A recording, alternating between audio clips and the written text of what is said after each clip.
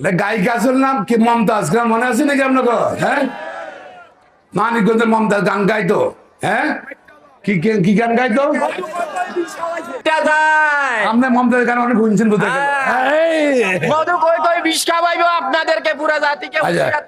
ঠিক আছে, গান গাইতো হাইটা দে কি একটা গান। এখন সেই সংসদে এক বক্তৃতা দেয়, এমপি হয়েছিল। বক্তৃতা দেয় সেখানে দেশে বিদ্যুৎ সমস্যা, চাটকিলে বিদ্যুৎ নাই, প্রতিদিন টেলিফোন করে মানুষ, সোনার বিদ্যুৎ নাই।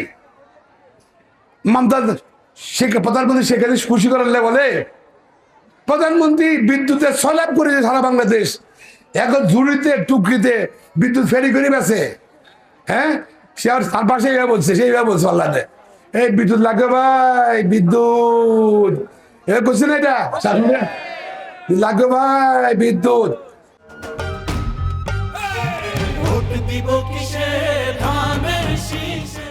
এখন জামাত ইসলামে আমরা যারা ভোট করে তারা ফেরি করি ব্যস্ত, বলে যে ভাই ব্যস্ত লাগো ভাই, ব্যস্ত লাগো ভাই, ব্যস্ত। আরে বেকুবেরা ব্যস্ত তো মানলে আল্লাহ তাআলা হাসুদের বিচার করবে। আল্লাহ কারো দুটো করে ব্যস্ত পড়াবে। প্রতিটা মুসলমান 5 ওয়াক্ত নামাজ পড়ে মুনাজাত করে, আল্লাহ আমার শত গুনাহ মাফ করে দিও, আল্লাহ আমি মৃত্যুর পর ব্যস্ত নসিব করো। বলেন এটা?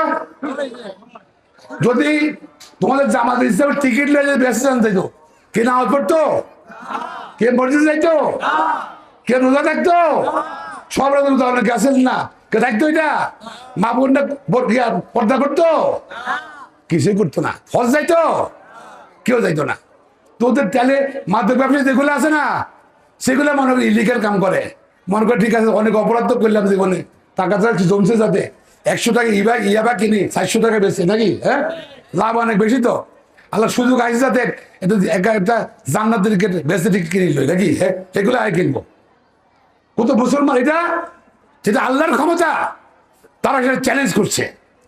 আল্লাহর ক্ষমতাকে আমরা বলি লা শারিকা লাহ, আল্লাহর কোনো অংশীদার নাই, আল্লাহর কোনো শরীক নাই। তারা এখন আল্লাহ একবার ব্যস্ত ঠিক করবে, তারা এখন ব্যস্ততার কথা বলছে। দাড়ি পাল্লা গেলে সৌদি আরবে যারা এখানে দাড়ি পাল্লা নাই তো, এই মক্কা শরীফে দাড়ি পাল্লা নাই, জামাত ইসলাম নাই, মদিনাতে নাই, তারা কি ব্যস্ত দেবে রে ভাই? তারা ডাক্তার সাহেব আমার যেমন আমির ডক্টর শফিক, হ্যাঁ, তার কাছে ভাই কিছু টিকিট দেন না নাকি? হ্যাঁ, এই টিকিট ব্ল্যাকে বেঁচে থাকে, সেকেন্ড হইব। এইসব প্রতারণা, এটা প্রতারণা, সাবধান থাকবেন।